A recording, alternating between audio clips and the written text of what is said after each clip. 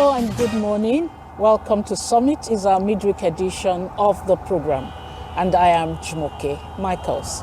It's no longer news that the Supreme Court of Nigeria ruled that the Assembly faction led by Amaewhule, that's in Rivers State, remains the duly constituted legislative body. And the ruling effectively nullified months of legislative actions taken by the Okojumbo-led group and reignited tensions over budgetary control and governance in Rivers State. The Supreme Court had also directed that the CBN should withhold allocations to Rivers State until it complies with previous court orders. And also in Lagos State, the members of the House of Assembly elected Mrs. Mojisola Meronda as the new speaker. But after much drama, just yesterday, Monday, Honorable Mudashiru Obasa has been restated as the speaker. So there's been so much happening in these two states surrounding the House of Assembly. And so we'll just be looking at it holistically as much as we can on Summit this morning. And I have joining me to have this discussion, Mr. Ademola Adegoke. He's a media consultant and also a public affairs analyst and also a friend to Summit. You're welcome, sir. Good morning. Jumoke. Good to have you. Thanks for having me once again. Yes, sir. All right, so all this drama, just looking at it holistically, what's your view towards it, especially as it regards politics, governance in those states? Okay, maybe we start with, which do you want us to start with? Well, Rivers? anyone, Okay, you can just take them on after Rivers, the other. okay. Yes. Maybe we start with, maybe we start with Lagos, where we are, so that we do not, we don't go the way of, what's the name of this Roman emperor now? What's the name? I've forgotten. Okay. Who said Julius Caesar, who said what touches us most will be last served, and he paid dearly for it. So maybe we should start from home, from what touches us, what touches us most. Yeah. Talking about Lagos, if I think most watchers of politics in Lagos were caught off guard yesterday by what happened. Nobody was expecting how it came out, but that only tells us, the nature of politics on this side of the globe. You never can say never. They say that in politics there are no permanent enemies, there are no permanent friends. There are only permanent. There is only a permanent interest, and so that is one side of it. Personally, as a person, I don't think that I was too pleased, with the way it ended yesterday. But then, divorcing my own feeling from the whole thing, you may want to look at it analytically from two main perspectives. Talking about the first perspective, one of the criticisms of the current style of politics that has been played since return to democracy in 1999, one of the criticisms is that there has been that lack of party cohesion, party discipline, or party supremacy. That has been one of the criticisms.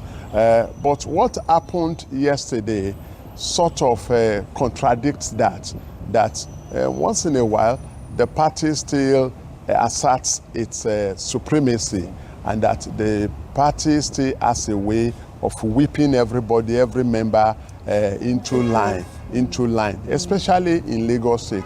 So for me, when you look at it from the angle of party discipline or supremacy, you may want to, or party cohesion, you may want to say, okay, well, maybe that is the positive to take away from what happened in Lagos in the House of Assembly yesterday, that the party has asserted its supremacy, that whatever happens, the party, every loyal member has to toe the party line. And I think that was what we saw in Lagos yesterday. But maybe that is the positive of it. The negative of it is that the autonomy of the House, the independence of the legislature, as distinct from the executive, and the independence this legislature is supposed to enjoy to direct its own affairs without let or hindrance, without interference from external bodies. That seems to have suffered a setback yesterday. So when you talk of party, or when you talk of independence of the legislature, when you talk of the freedom the House should enjoy to channel its own course and to direct its own affairs the way it deems fit, yesterday was a setback for that in Lagos. So that is the way I look at it. So like I've said now, you can look at it from the positive side and then from the negative side. The positive side to look at it from is that, okay, we say, well, we've been criticizing that there has been no party discipline, there has been no party supremacy, party cohesion has been lacking in our politics. But yesterday, Lagos showed that, okay, in matters like this, the party can still weigh in and then show members the direction it wants them to go. And that is what we have happened. But on the flip side, we can also say that it's an erosion of legislative independence. So that is so much for Lagos State. When we go to Rivers, I was not surprised the way Rivers is turning out, because the way things are panning out in Rivers. Because I must tell you that for the past few months, Rivers has been everything but reasonable governance. So to put it, it has been everything but reasonable, a logical governance. Because how do you run a state with 3 members out of 31 members of the House?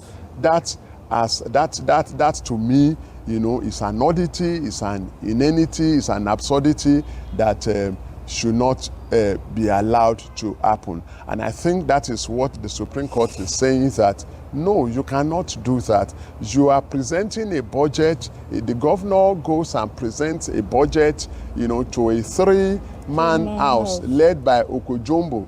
Meanwhile, you have the Martin Amewule led faction, 27 of them.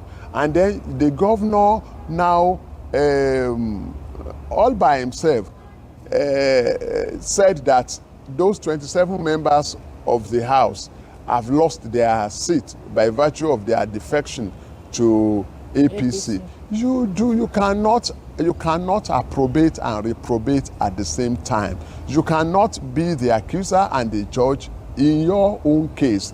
If the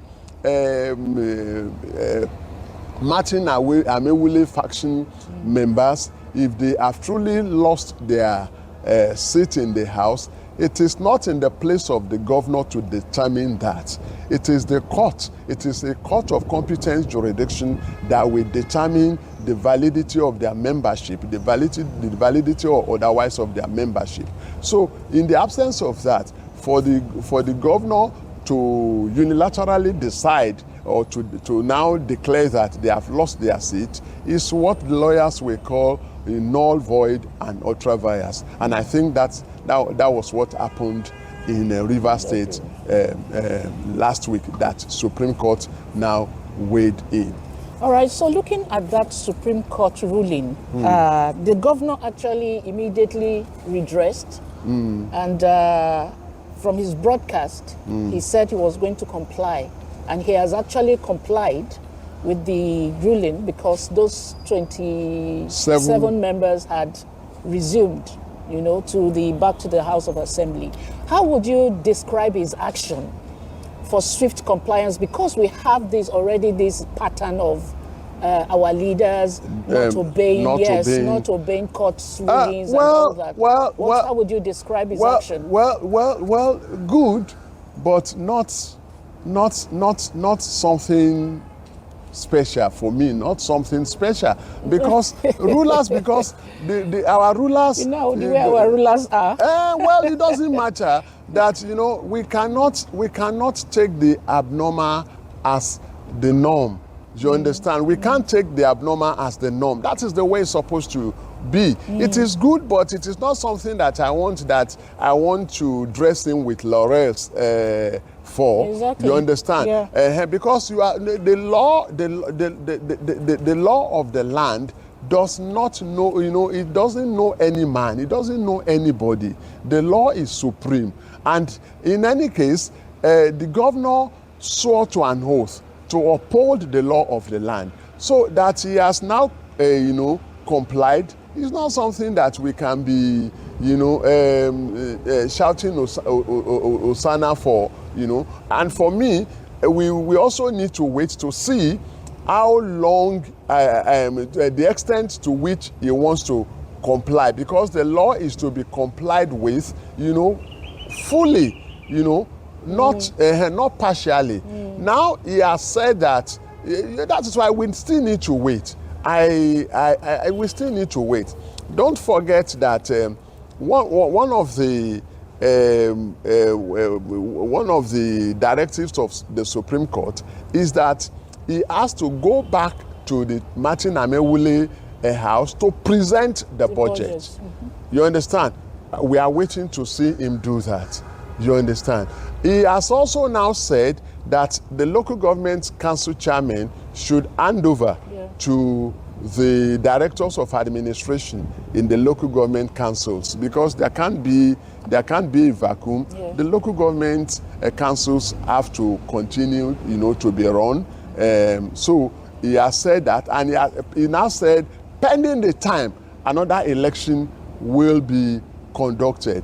Do not forget that one of the reasons why Supreme Court nullified the tenure or the election, rather, of the present of the erstwhile local government council chairman now, was that their election did not comply. Did not comply with the laid down process of election. Okay.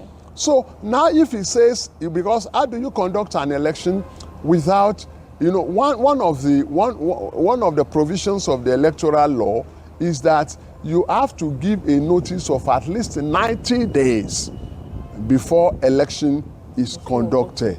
So how well, even in the election now that it says it wants to conduct, will they now, comply with that provision?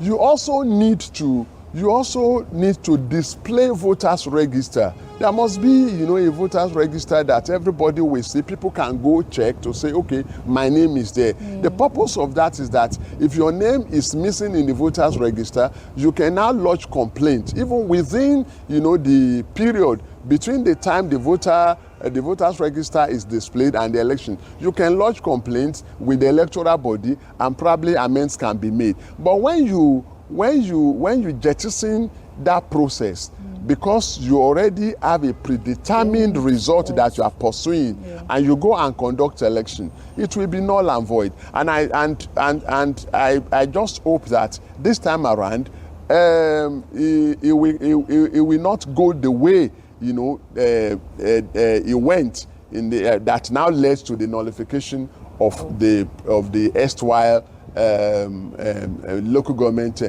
chairman. So these are issues. One, he has to go back to the Martin Amaewhule house to present the budget, and then also in conducting new local government election, the conduct of the election has to be in line with the provision of the Electoral Act. Otherwise, we will still be back to square one.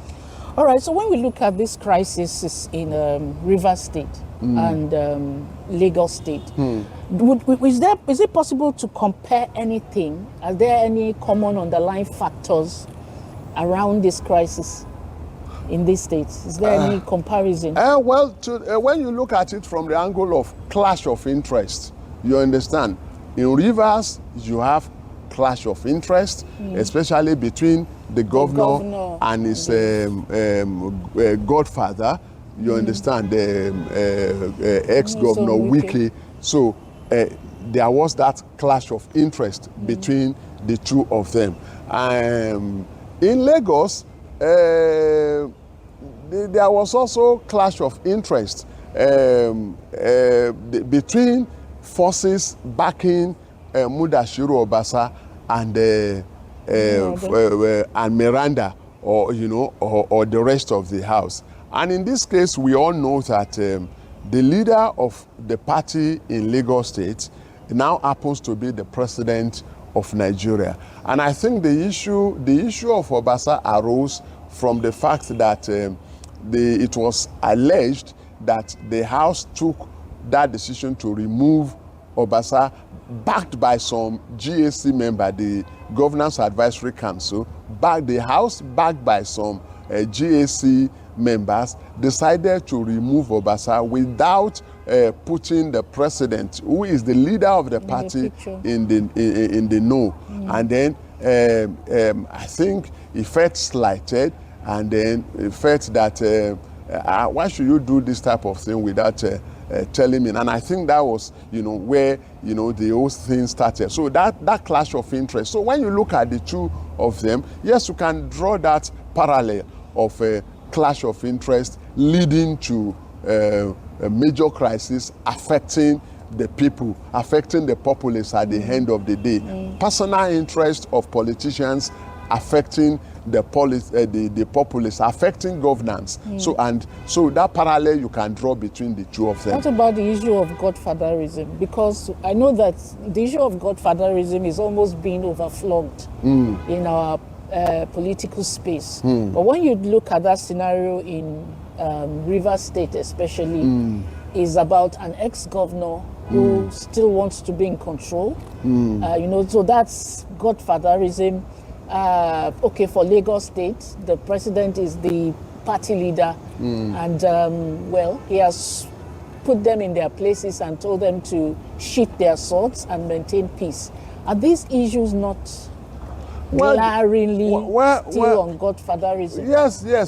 Godfatherism will always be there, but you see, it depends on which side of the divide you are, which side of the divides you are. I want to, what some may call godfatherism, others will want to call mentorship. You understand? What you want to call godfatherism, some others may say, no, it's not godfatherism, it is just mentorship. Because we know, even in other climes, you don't just, jump into the fray and then rise to the top. You understand? You run through the mills, you understand, and then gradually climb the ladder of political ascendancy before you get. And there are some people that will, take you through, to tell you this is the process, this is how you do it. So you may call it mentorship, you may call it God. Where if it is to, every leader, the goal of every leader is to replicate himself. You understand? Awolowo left government. The late Obafemi Awolowo left government left Western Region as premier 1959. 1959. What is 1959 to this? We are talking about 60 something. But there are still people today who say they are our disciples. You understand? Including the Baba that just died recently, Adebanjo. They will tell you, they will still, they will still defy, even in his grave, they still defer to Awolowo as their leader. So that has always been there. It is how you now practice it. You understand? If it is for the if it is for the interest of the of governance of the state, and then replicating your ideas in people so that they can carry on from where you have stopped, nothing is bad in it. You may call it Interest of the people. but when it's Interest of now the people. interest of the people. So would But- you say that this Supreme Court judgment is actually in the interest of the people, or soothing or boosting the ego of one man? Yeah, Because you can see the way they were rejoicing and thanksgiving and all sorts. well. For me, for me, if I want to look at it, I will say that the Supreme Court judgment is in the interest of the entire system. You understand? Because you see, precedents are the precedents you lay are very, very important, because they become a point of reference in the future. Do we now say that it is right for someone, it is not in the interest of the people, as far as I'm concerned, for three people to be deciding the fate of the whole state, when we have 27 others? You understand? It is not in the interest of the people, because what will happen is that they just become a rubber stamp to the governor. You understand? They just become a rubber stamp house, if you want to say they constitute a house. I don't know how well they constitute, a house, in that regard. So it is not in the interest of the people that you will have three men, leading, running the affairs of the assembly of the state, and then they present budget to them. For me, it is not even about now. It is about, the point of reference that act, that very, very condemnable act. I don't want to say maybe let me just stop short of saying criminal act. That condemnable act. It becomes a point of reference in the future. So we cannot allow that in our system. So, and the law does not run with sentiment. You understand? If it is not good, if the process is faulty, if the foundation is faulty, whatever you lay on it, no matter how rosy, no matter how attractive, even when it smells rose, you understand, the law does not want to have that, because the process is faulty ab initio. And that is what the Supreme Court has done, to say, no, the process is faulty. You cannot run. So, to say now, if we want to use the sentiment, is it in the interest of the people? It is in the interest of the people in the long run. It may not appear so now, but it will be in the interest of the people in the long run. All right, so there are those of the school of thought that the judiciary is has kind of taken over our democracy, because most of the time it seems like the judgments are no longer in the interest of democracy. You understand? Do you agree with that line of thought? Well, I will Because say, it even seems it's the politicians themselves that keep using the judiciary I will in say, all their decisions. I will say yes and no. No. You understand? Yes, because I am a believer, an unrepentant believer in adherence to process. You understand? If you fail to adhere to process, and then the court now interprets it the way it should be, you can't blame the court for that. You understand? But then, you understand, it's also like you have observed, it can have its negative repercussion, it can have its negative consequence or fallout. And I give you an example, and there have been several examples. You understand? And we will still not, even for this, we will still not blame the court. We will not blame the judiciary. It is the politicians that have not been able to put their acts together, that have not been able to run things the way they should be. Then the court must come in. I give you an example. There have been cases that the judiciary determined that I felt so bad about. You understand? And I give you, just in recent time, the case of Bayelsa, when this man, Leon, won the election. The people voted. They chose their governor. You understand? They chose their governor. It was Leon that they chose as the governor.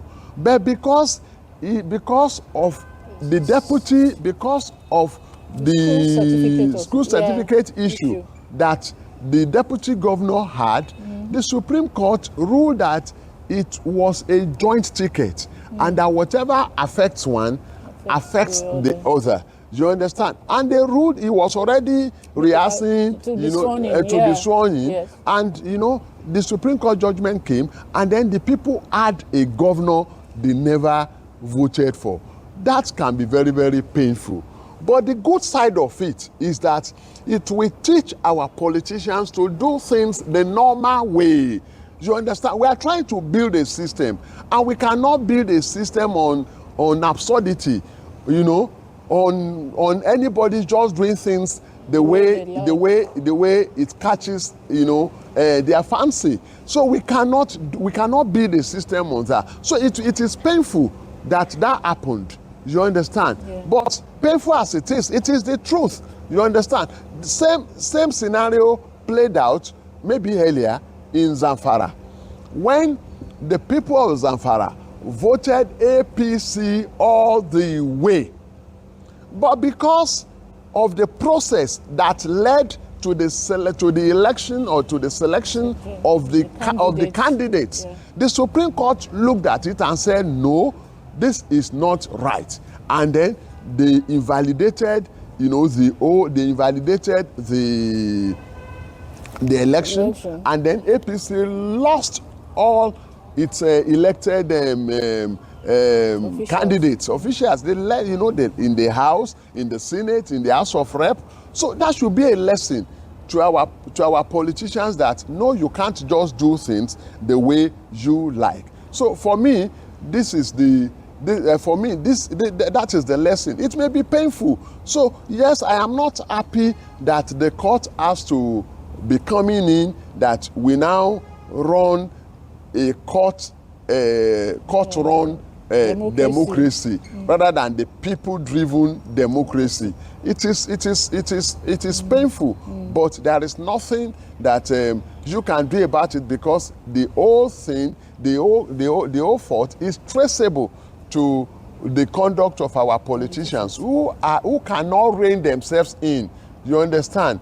Who cannot talk sense to themselves. And when you do that, you don't expect the court exists to interpret the law the way it should be. And that is the role that the court has been playing. It can be painful, you understand, but that is the way it is. All right, so Lagos State was able to resolve the crisis without it resorting to the court. To litigation. To litigation. So what's your reaction to the quick resolution without resorting to...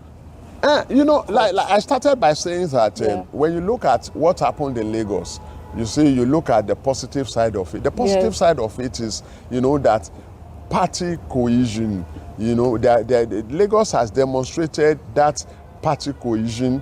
You understand that issues can internally. So conflict resolution, there is that conflict resolution mechanism. And I think to a very large extent, Lagos has always had that. Lagos has had this very robust, this well-knitted party structure that has a way of resolving issues, that issues will not be allowed to snowball into crisis of a big proportion. So I think that Lagos has demonstrated that, and that will be recommended to other states. But then, you understand, the interest of the people rather than personal interest must be the driving factor. You understand? Yes, it is good to have party cohesion. It is good to have very strong party supremacy or discipline, but everything must be hinged on the interest of the people. Not personal interest now.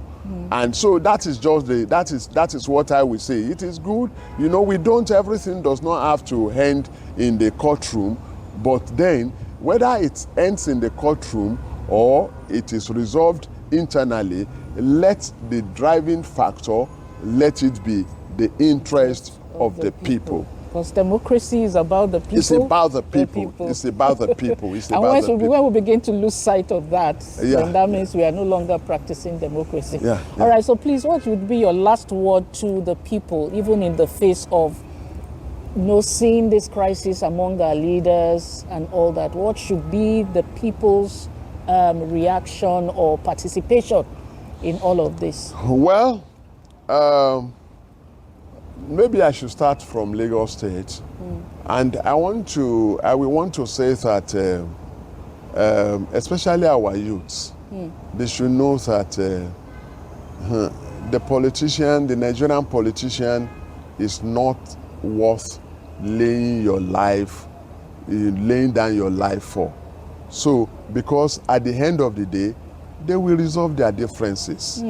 You understand, and you will have subjected yourself to undue pain, and probably loss of your life, for you, that which consequence will be on you and your family for nothing. For nothing. Look at it now. If there had been people who have made themselves sworn enemies because of Obasa and Miranda, they resolved yesterday. You understand? They resolved yesterday. So I will appeal to our people that please, when the politicians are doing their rofo fight, just stay as an onlooker. Don't, even if you want to be involved, let it be at the level of an onlooker or an analyst. You understand? Because of the stipend they are giving you, the pittance they are doling out to you, to now want to risk your life for them. So that much I will say. Even in Rivers now, and I am happy that the people of Rivers, they have maintained the peace. Ordinarily, Rivers, before now, Rivers had been tagged rivers of blood. But now I think they are changing that for rivers of wisdom. And I will want them to maintain that they are rivers of wisdom. You understand? It's rivers of wisdom, not rivers of blood. So for me, I will also want to appeal to the people of Rivers, please don't resort, into violence. Please, because at the end of the day, the politicians will resolve their differences. Don't be surprised. Don't be surprised. The governor now, when he says that he has no choice, he has to go back to these people, he will find a way of going to resolve the issue with them. And then if you have risked your life for them, you just you have done yourself in. So that's what will be my last word for the people. Thank you so much, sir. It's really been a very, very good conversation this morning around these issues. Thank you for sharing your thoughts. Thank you. All right, so like we always do, we'll go to the next segment of the program, and that's showcasing the good things that the governor of Lagos is doing in different sectors of the state. So please, we'll leave you with this package. Enjoy it, and then we'll see you again on another edition of Summit.